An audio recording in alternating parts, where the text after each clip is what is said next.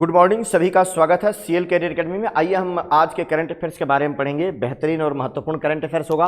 आप डेली देखिए 7:30 पर सीएल कैरियर एकेडमी के प्लेटफॉर्म पर आपको बिल्कुल फ्री में जो है करंट अफेयर्स मिलता है। वही प्रश्न जो आने वाले एसएससी के सभी एग्जामों में इसी तरीके के करंट अफेयर्स होंगे। अब पिछले साल का पेपर के करंट अफेयर्स के एनालिसिस करेंगे और हमारे करंट अफेयर्स देखेंगे तो हुबहू उसी पैटर्न पर मिलेगा। आप डेली देख लीजिए और इसे स्टैटिक जीके जो बताऊंगा मैं वो भी लिख लीजिए और बेहतरीन तरीके से आप लिख लीजिए। एक भी प्रश्न आपके एसएससी का अगले एग्जाम जो भी सीजीएल का हो, एमटीएस का हो, जीडी का हो, बिल्कुल मिस नहीं होगा। और अदर एग्जाम भी जो भी हैं उसके प्रश्न भी यहीं से आएंगे, तो आप लिख लीजिए। चाहे आप यूपीपीएससी का एग्जाम दे रहे हैं, एमपी का, बिहार, झारखंड, छत्तीसगढ़, उत्तराखंड, राजस्थान, हरियाणा, पंजाब में करंट अफेयर्स के प्रश्न इसी से होंगे। तो आप पहला प्रश्न लिखिए, भारत और किस देश के बीच 3 से 8 अप्रैल के बीच द्विपक्षीय समुद्री अभ्यास सिलिनेक्स आयोजित किया जाएगा, है ना। इसे 3 अप्रैल से लेकर और 3 अप्रैल शुरू होगा, 8 अप्रैल के बीच द्विपक्षीय एक समुद्री अभ्यास है, अर्थात इसका नेवी का अभ्यास है। जब भी समुद्री अभ्यास हो ना तो ये नेवी का होगा, नेवी का, है ना, नौसेनाओं का आयोजित किया जाएगा, जिसका नाम है सिलिनेक्स। अब देखो इसका नाम में ही उत्तर है। सिलिनेक्स का मतलब क्या है? SLI, है ना, NEX।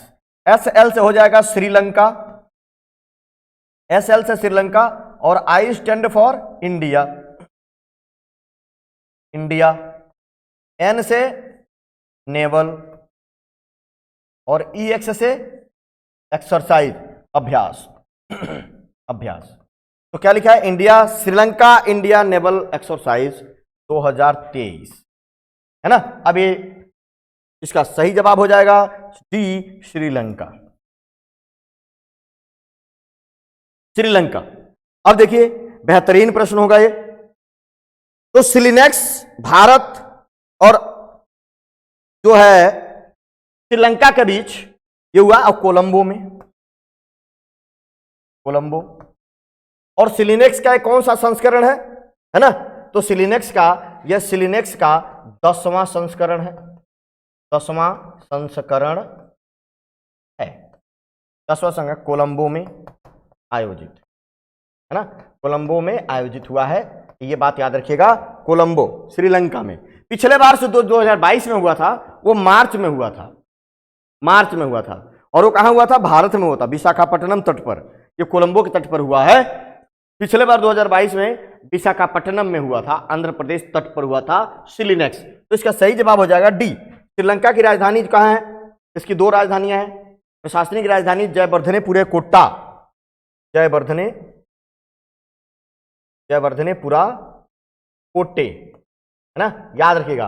और श्रीलंका के जो राष्ट्रपति हैं रानिल विक्रमसिंघे, यहाँ के राष्ट्रपति, श्रीलंका के राष्ट्रपति कौन है? रानिल विक्रमसिंघे, रानिल विक्रमसिंघे। और श्रीलंका के पीएम कौन है? प्रधानमंत्री कौन है? दिनेश गुणवर्धने, दिनेश गुणवर्धने। पिछले ही साल देखेंगे श्रीलंका आर्थिक आपातकाल, है ना, लगाया हुआ था, आर्थिक खाद्य आपातकाल भी लगाया हुआ था। तो श्रीलंका जो है एक द्वीपीय देश है, भारत के पड़ोस में है, भारत का पड़ोसी देश है श्रीलंका, एक द्वीपीय देश है। इसका सांस्कृतिक रिश्ता भी भारत से बड़ा मजबूत है। मालदीव भी भारत का पड़ोसी देश है, नेपाल भी भारत का पड़ोसी है, लेकिन सिंगापुर भारत का पड़ोसी नहीं है। हाल ही में विश्व स्वास्थ्य संगठन ने किन देशों को मलेरिया मुक्त घोषित किया है? भारत ने हाल ही में विश्व स्वास्थ्य संगठन अर्थात WHO ने किन देशों को मलेरिया मुक्त घोषित कर दिया? मतलब अब मलेरिया नहीं होगा जो मच्छरों से फैलता है। ये इसका सही जवाब हो जाएगा डी। ए और बी दोनों मलेरिया मुक्त घोषित किया। ध्यान रखना है, प्रश्न जरूर होगा। इसने अजरबैजान और ताजिकिस्तान दोनों को मलेरिया मुक्त घोषित किया है। कब यहां पे मलेरिया बिल्कुल उन्मूलित हो गया तो इसको मलेरिया मुक्त घोषित किया है, याद रखिएगा, महत्वपूर्ण प्रश्न बनेगा। इन दोनों को मलेरिया मुक्त घोषित किया है, बहुत ही महत्वपूर्ण प्रश्न होगा, बहुत ज्यादा महत्वपूर्ण प्रश्न होगा। आप जरूर याद रखेंगे, मलेरिया मुक्त घोषित किया इसको, इन दोनों ही देशों को, ताजिकिस्तान और अजरबैजान को। विश्व स्वास्थ्य संगठन ने उसको प्रमाणित किया है कि अब यहां पर मलेरिया नहीं है। डब्ल्यूएचओ का महानिदेशक ने इसके टेड्रोस अधानम उन्होंने ये घोषणा की थी। कुल 41 देश और यूरोपीय क्षेत्र जिसमें 21 देश शामिल है डब्ल्यूएचओ द्वारा मलेरिया मुक्त घोषित किया गया है।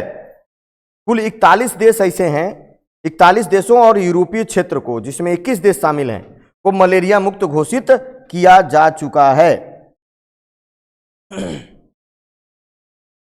ना। ध्यान रखेंगे कुल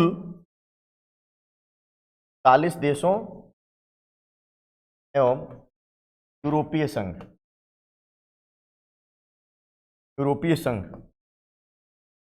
है ना, यूरोपीय संघ और यूरोपीय संघ के 41 देशों में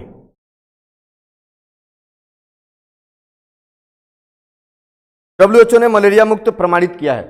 यूरोपीय संघ के 21 देशों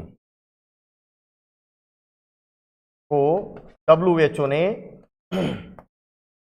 मलेरिया मुक्त घोषित किया है, याद रखिएगा, है ना। मलेरिया मुक्त घोषित किया गया है। तो अभी दो और ताजिकिस्तान अजरबैजान आ गए इसमें जो मलेरिया मुक्त घोषित हुए, आप याद रखिएगा, महत्वपूर्ण सा प्रश्न होगा ये। विश्व मलेरिया रिपोर्ट 2022 के अनुसार मलेरिया जैसी बीमारी से 17 देशों की संख्या 11 है। वहीं कांगो लोकतांत्रिक गणराज्य, घाना, भारत, नाइजर और संयुक्त राज्य तंजानिया है जहां मलेरिया से होने वाली मौतों में गिरावट दर्ज की गई है।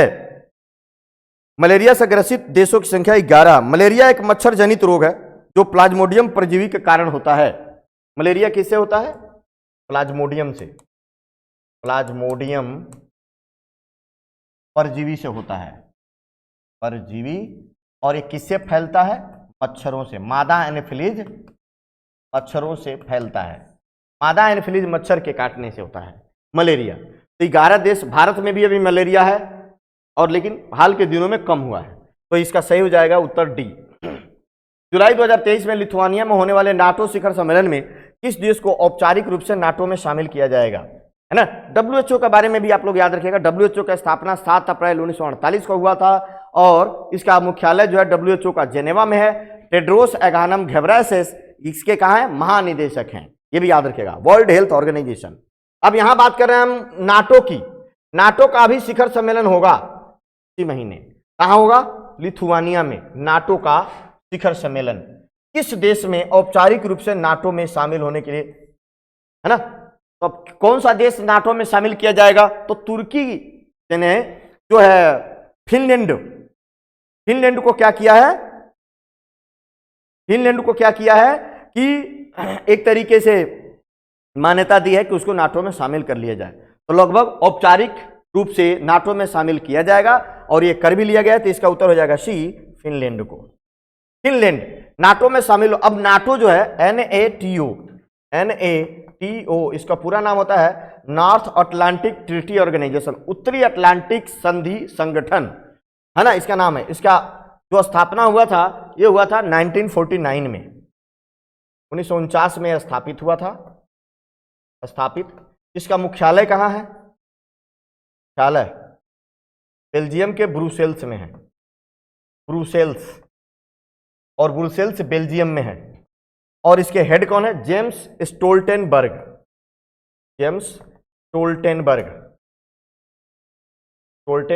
इसके हेड है ना। और इसके सदस्य देश 30 हैं। अब बुल्गारिया के शामिल होने के बाद इसकी सदस्य संख्या 31वां देश, है ना। अब सदस्य देशों की संख्या 30 हटा के अब कर दिया जाएगा 31 हो गए, 31। इसको फिनलैंड 31वां देश बना है नाटो में शामिल होने वाला। तो ये बात ध्यान रखिएगा। तुर्की ने इसको क्या किया है? मान्यता दिया है। तुर्की ने मान्यता दे दिया, पहले दे दिया था, इन्होंने पिछले साल ही दे दिया था तुर्की ने। तो इस तरीके से वही एक था। तो इस तरीके से फिनलैंड की राजधानी कहाँ है? हेलसिंकी। फिनलैंड की राजधानी है हेलसिंकी। और फिनलैंड क्या है? एक स्कैंडिनेवियन देश है, स्कैंडिनेवियाई।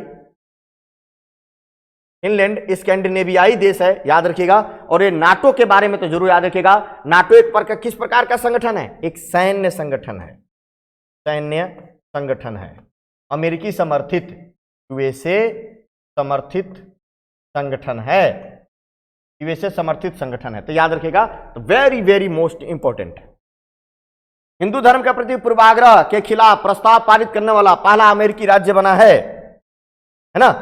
हिंदू धर्म के प्रति पूर्वाग्रह कि हिंदू धर्म खराब है, ऐसा है वैसा, लोग पूर्वाग्रह कर लेते हैं। मुस्लिम धर्म के बारे में इस तरीके से बातें करते हैं, तो मुस्लिम धर्म के बारे में नहीं बल्कि हिंदू धर्म के बारे में जो लोग पहले से पूर्वाग्रह कहा जाता है, इसको बोलते हैं, इसको एक शब्द में बोला जाता है कि किसी भी धर्म के बारे में पहले पूर्वाग्रह करना, उसको बोला जाता है फोबिया। और हिंदू धर्म के बारे में तो इसको बोलेंगे हिंदू फोबिया। तो हिंदू फोबिया के खिलाफ प्रस्ताव पास करने वाला कि हिंदू ऐसा नहीं है, हिंदू ठीक है ना, ऐसा पूर्वाग्रह नहीं किया जाना चाहिए। तो हिंदू फोबिया के खिलाफ कौन सा अमेरिकी राज्य ने प्रस्ताव पास किया है? तो इसका जो सही जवाब हो जाएगा जॉर्जिया। जॉर्जिया इसका सही जवाब हो जाएगा। अमेरिकी राज्य जॉर्जिया ने इसके खिलाफ प्रस्ताव पास किया है कि हिंदू फोबिया है ना, ऐसा नहीं होना चाहिए, हिंदू धर्म अच्छा है, और इन सारी बातों को लेके यूएसए का एक राज्य है जॉर्जिया जिन्होंने ये पास किया है। एक और देखेंगे कि सिएटल एक अमेरिका का राज्य है जिसने जाति शब्द को क्या किया है? प्रतिबंधित किया है। यूएसए का सिएटल, सिएटल है ना, शहर में जाति शब्द को प्रतिबंधित कर दिया गया है ना,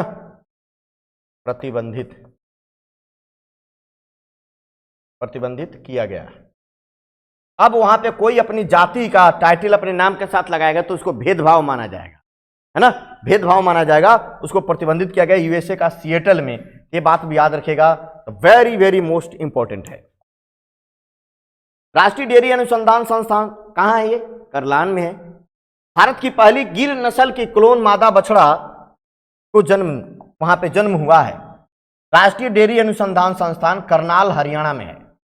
अब इस हरियाणा में जो ये डेयरी अनुसंधान संस्थान है, पहली गिर नस्ल की बछड़े का जन्म हुआ है। इसका नाम क्या है? गंगा। इसका नाम है गंगा। पहले गिर नस्ल की, गिर भारत में सबसे ज्यादा दूध देने वाली गाय की नस्ल है।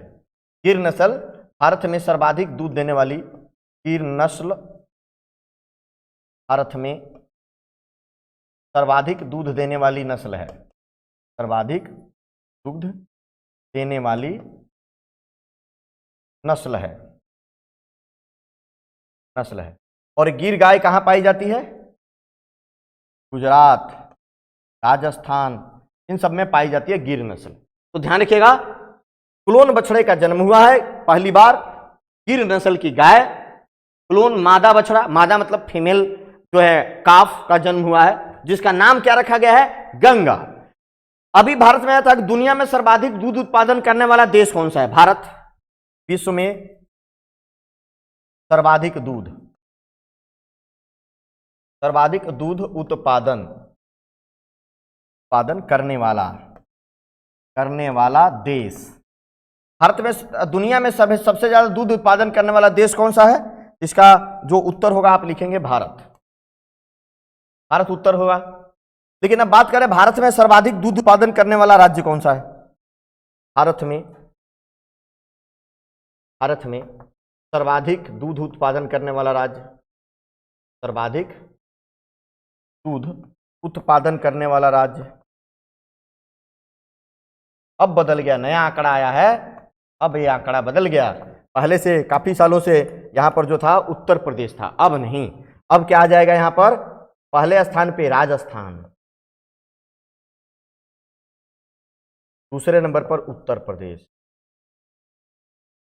उत्तर प्रदेश दूध उत्पादन में दूसरे नंबर पर आ गया। राजस्थान ने 15.05 मिलियन टन दूध का उत्पादन किया है, जबकि उत्तर प्रदेश ने 14.93 मिलियन टन। बहुत कम का अंतर है, माइनर अंतर है, लेकिन राजस्थान सबसे ज्यादा दूध उत्पादन करने वाला भारत का राज्य बना है। आप सब लोग याद रख लीजिएगा, लेकिन दुनिया में भारत सबसे ज्यादा दूध उत्पादन करता है। चलिए अगला प्रश्न देखते हैं।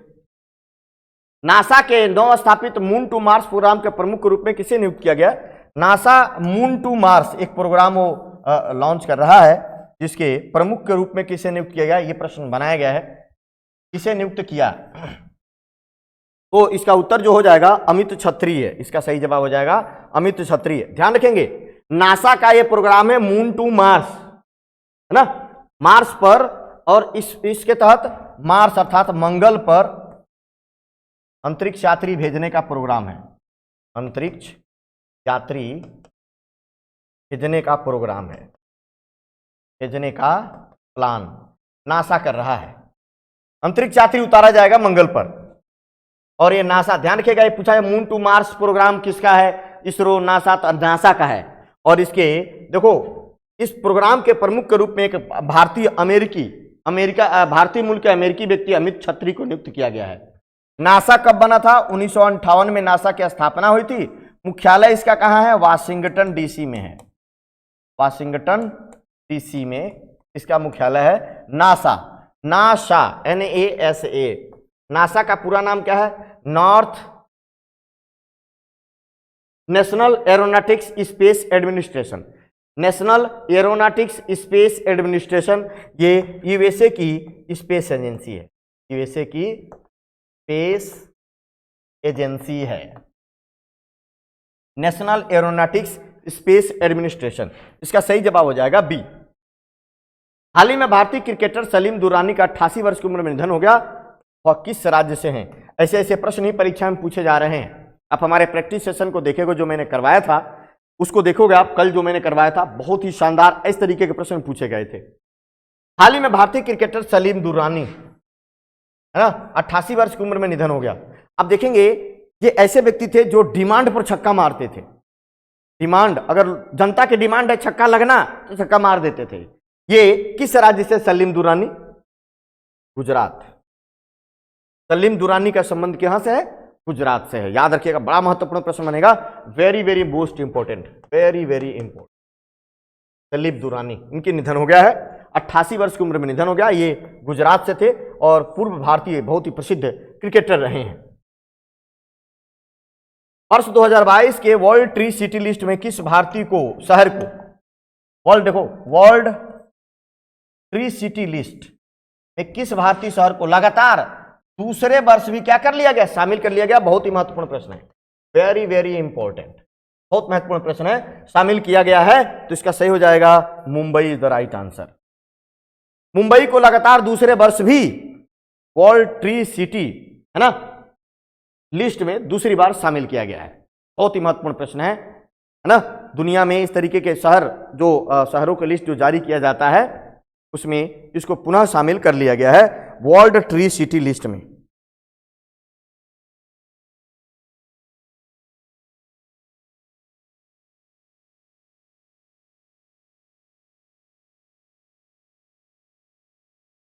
वर्ल्ड ट्री सिटी लिस्ट लगातार दूसरे वर्ष। संयुक्त राष्ट्र खाद्य और कृषि संगठन और ADFW द्वारा संचालित ये 2019 से कर रहे हैं। 50 करोड़ पेड़ लगाने का लक्ष्य भी रखा गया वर्ल्ड ट्री सिटी लिस्ट में। संयुक्त राष्ट्र खाद्य और कृषि संगठन और ADFCCW का कार्यक्रम का संचालन वर्ष 2019 से कर रहे हैं।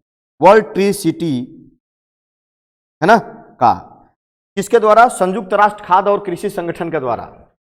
संयुक्त राष्ट्र खाद्य एवं कृषि संगठन,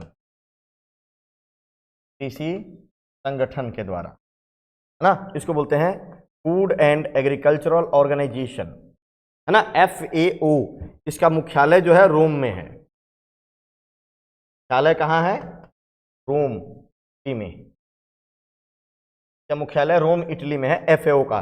तो यह चलाता है संयुक्त राष्ट्र खाद्य और कृषि संगठन, और इसने ये नेटवर्क रखा है कि 2027 तक 50 करोड़ और पेड़ लगाने के लक्ष्य रखा है। वहीं पिछले 50 वर्षों में दुनिया भर में 35 करोड़ से अधिक पेड़ लगाए जा चुके हैं, है ना।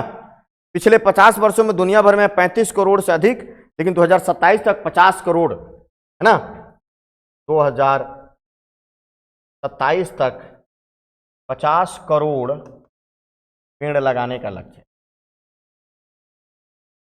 पेड़ लगाने का लक्ष्य रखा गया है ना, इसके तहत। तो वर्ल्ड ट्री सिटी लिस्ट में इसको शामिल किया। मुंबई को लगातार दूसरी बार शामिल किया गया है।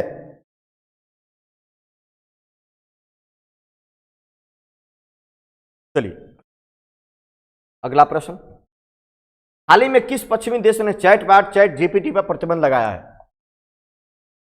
बड़े आश्चर्य की बात है, भारत में ये लॉन्च किया गया है, ओपन एआई ने लॉन्च किया है। और ये चैट जीपीटी एक अमेरिकी चैट बाट जो है, वहाँ से जैसे लोग चैट करते हैं, उस पर प्रतिबंध लगा दिया किसी पश्चिमी देश ने। कौन सा पश्चिमी देश ने प्रतिबंध लगाया? ध्यान का पश्चिमी देश, इसमें यूरोप का एक देश है इटली ने इस पर प्रतिबंध लगा दिया है ना। इटली ने चैट जीपीटी 4 क्या कर दिया? प्रतिबंध कर दिया इटली ने। लेकिन चैट जीपीटी 4 को भारत में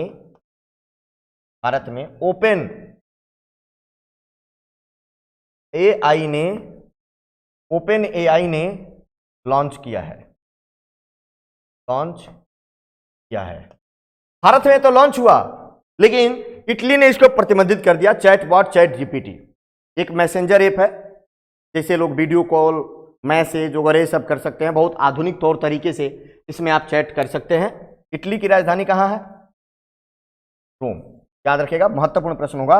और एक यूरोपीय देश है, बहुत पुरानी सभ्यता है इसकी भी। एक यूरोपीय देश है, यूरोपीय कॉन्टिनेंट में आता है इटली मुख्य रूप से आप देखेंगे भूमध्य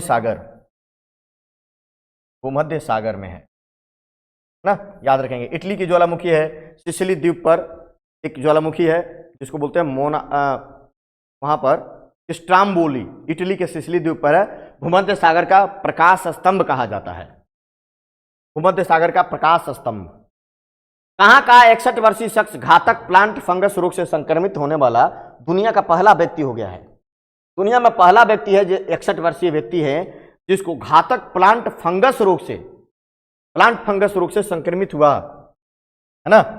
तो ये इसका सही जवाब हो जाएगा कोलकाता में पहला व्यक्ति संक्रमित हुआ किससे? सबसे घातक प्लांट फंगस रोग से। तो डेथ रेट बहुत ज्यादा होता है।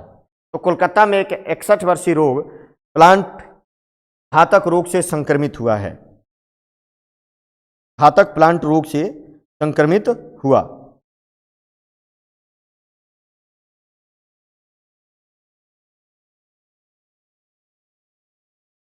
कोलकाता का 61 वर्षीय शख्स दुनिया का पहला व्यक्ति बन गया। General medical micrology case report में डॉक्टरों ने कहा कि वह व्यक्ति जिसका नाम नहीं लिया गया था, नाम नहीं बताया गया, अपनी शोध गतिविधियों के हिस्से के रूप में लंबे समय से क्षय सामग्री, मशरूम और विभिन्न पौधों के कवक के साथ काम कर रहा था। कवक वगैरह, मशरूम या इस तरीके की जो है के साथ फसलों के साथ काम कर रहा था।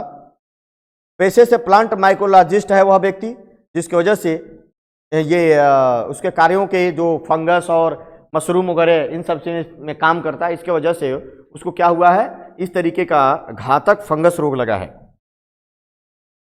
जब भी ये रोग लगता है तो उसमें आवाज में भारीपन, खांसी, थकान और निगलने में कठिनाई की समस्या आती है। स्कैन में उसकी गर्दन में फोड़ा दिखा और पस की जांच करने पर सेट्रोस्टेरियम पर्म्यूमियम का पता चला, है ना, जिससे सांस लेने में भी दिक्कत होता है। तो इस तरीके से पहले ऐसा मामला है।